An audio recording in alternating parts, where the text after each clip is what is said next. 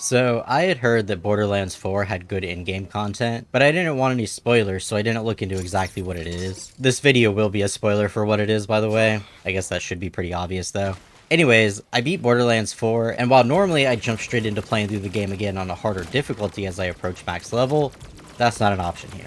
Personally, I liked the second playthrough, but I get why it's not for everyone, and there has to be better ways to go about in-game content, right?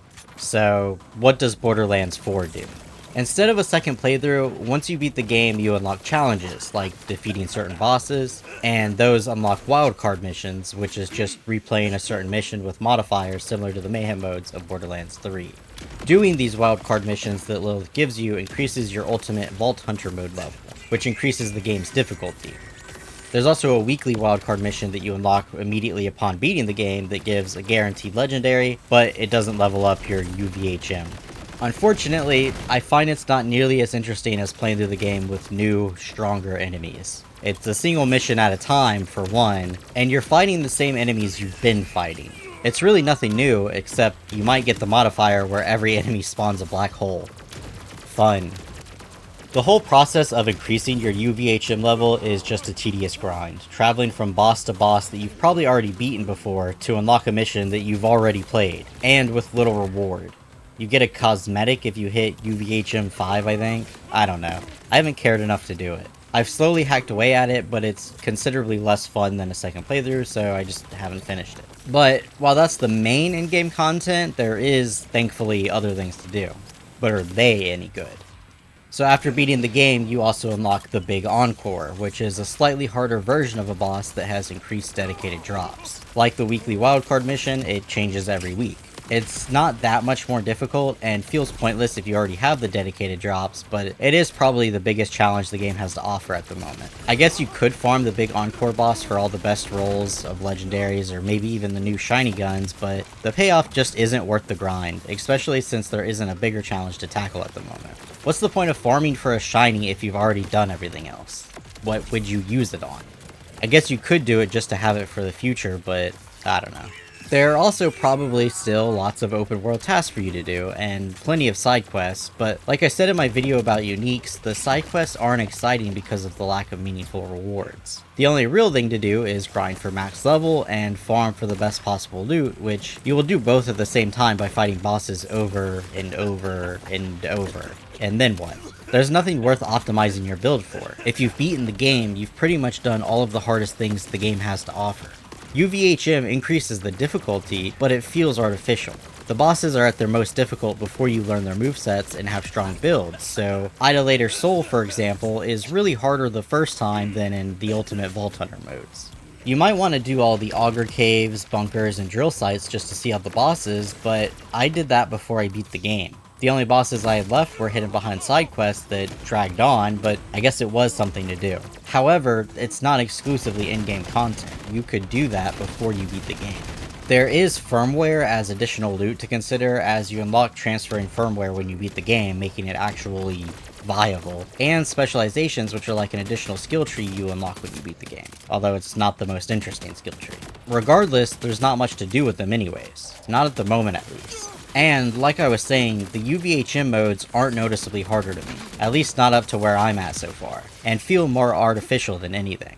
Sure, you take more damage, but you will have better shields and rep kits. Enemies have more health, but you have stronger guns. They just happen to mesh in a way where it doesn't feel much more difficult, if at all. Personally, I think they needed to have a few new enemies or enemy movesets locked behind the UVHM modes, as well as more interesting loot, which we might see with Pearlescence in the future, but not yet.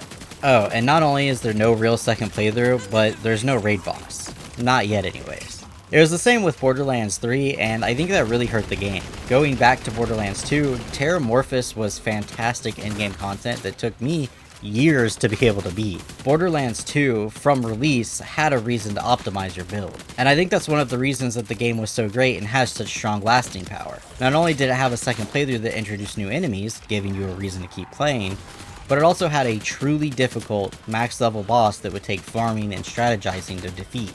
But in Borderlands 4, the endgame just sucks at the moment. We're kind of left waiting for DLC, which could fix all the problems, but I don't know. We'll see.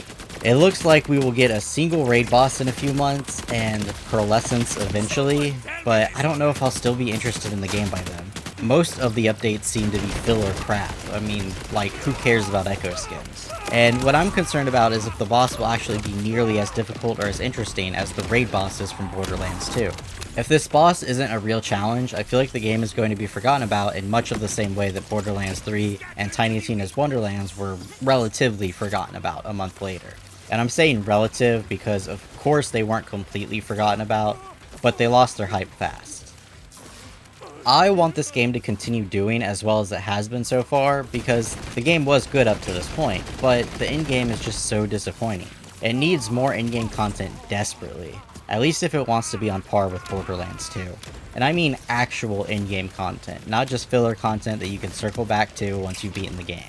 I'm talking challenges that you really need to optimize your build for and will still take dozens of tries. I don't want a boss that takes me an hour or two to learn the ins and outs of so I can defeat it. I want a real challenge. One like the several Borderlands 2 raid bosses that I still haven't beaten. I've only been able to take out like half of them over the years. But don't get me wrong, I've already gotten my money's worth from the game. It is a good game, and I do recommend it. But I'm just not sure if I can say it's a great game. It's definitely being held back by weird changes and oversight that I don't fully understand, like this boring endgame. I mean, there's dozens of bosses in the game, they couldn't make one of them a raid boss? I don't know, it feels like they just didn't really care about the endgame, despite it being one of the best parts about the best game in the series, and really being an important part in all of the games. But it's fine, I guess. Most games don't even have an endgame, you just play through them once and that's it. I just expect more from Borderlands because they used to deliver more than this. Although, to be fair, after Borderlands 3 and Tiny Tina's Wonderlands, I didn't actually expect this game to be that great. So even without good in-game content, I still am pleasantly surprised by the game. Just, you know, mildly disappointed compared to like Borderlands 2 or even Borderlands 1, for example. Also, I really don't understand the people acting like this is good in-game content. I heard this was good. To me, this is not good. But what do you think? Am I just being cynical? Are you enjoying the endgame? Let me know in the comments below, and if you enjoyed the video, be sure to hit the like button. If you want to see more from me, subscribe. But that's it today, so yeah, see ya. I guess that should be pretty obvious though.